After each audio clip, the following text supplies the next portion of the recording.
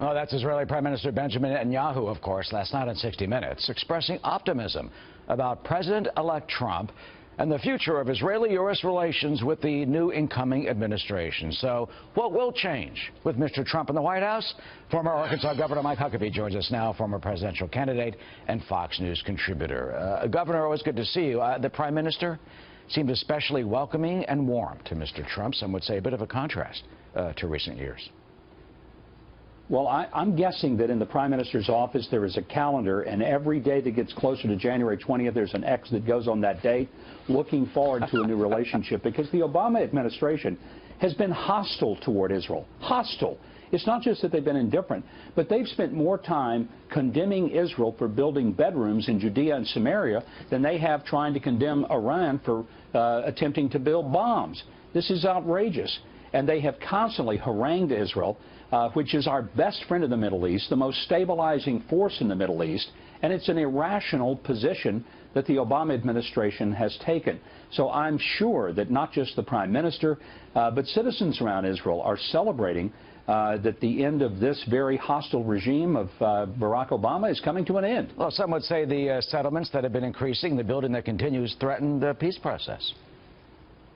No, I'll tell you what threatens the peace process is the Palestinians never being held accountable for continuing to push in their education systems the celebration of terrorism, to celebrate the murder of Jews. We'll never have a peace in the Middle East as long as there is an unwillingness of the Palestinians to acknowledge the right of Israel to exist. And the so-called settlements, these are neighborhoods and communities. These are well-established communities in land that, frankly, Israel has every legal and moral right to claim. Judea and Samaria are a part of the historic land of the Jews. I'm not Jewish, but I've been to Israel so many times I've lost count, going back to 1973. What the Israelis have done in building a remarkable nation is nothing short of miraculous, both economically, medically, politically. It is, a bright spot in an otherwise dark part of the world. Yeah, Shimon Peres in July told me that it was the human spirit that built his nation, because they had nothing. When I was there, I interviewed the Prime Minister about the Iranian nuclear deal. And of course, as you know, President Obama and the Prime Minister were at odds. And he said the main difference was that President Obama did not deal with Iranian behavior. I want you to listen to what the Prime Minister told me. If you're going to lift restrictions on Iran's nuclear programs, you should do it by conditioning the lifting of these restrictions on a change of Iranian behavior and not on a date certain on the calendar. And that was essentially the difference. And they haven't changed the behavior? No. Well, that behavior, ballistic missiles, support for Hamas and Hezbollah, still on the largest state sponsor of terrorism on the State Department list.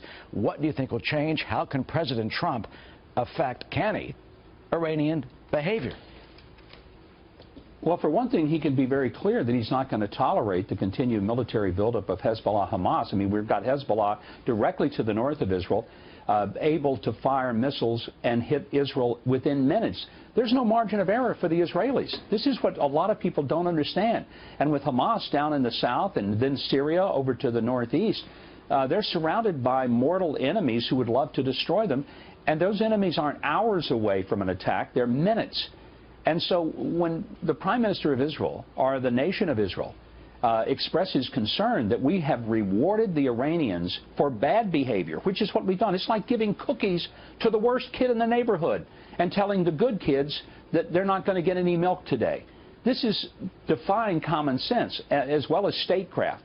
And so I have to believe that if Donald Trump just shows up and recognizes the difference between good and evil, Israel is in a better place, and frankly, so is the rest of the world. I've often said, Eric, that Obama is the only person I know who could watch a 50s-style Western, and he still wouldn't be able to tell who the good guys and the bad guys are. There are good guys, there are bad guys in the Middle East, and he doesn't seem to know the difference. And quickly, Governor, your name's been mentioned as a possible ambassador. You've said there are other uses for your talents. What do you think? That's Donald Trump's decision to make, and I'll leave it to him, because he's the only person who's the president-elect, the only person who gets to make those decisions. And so we'll see what he decides and what he thinks is best for the country.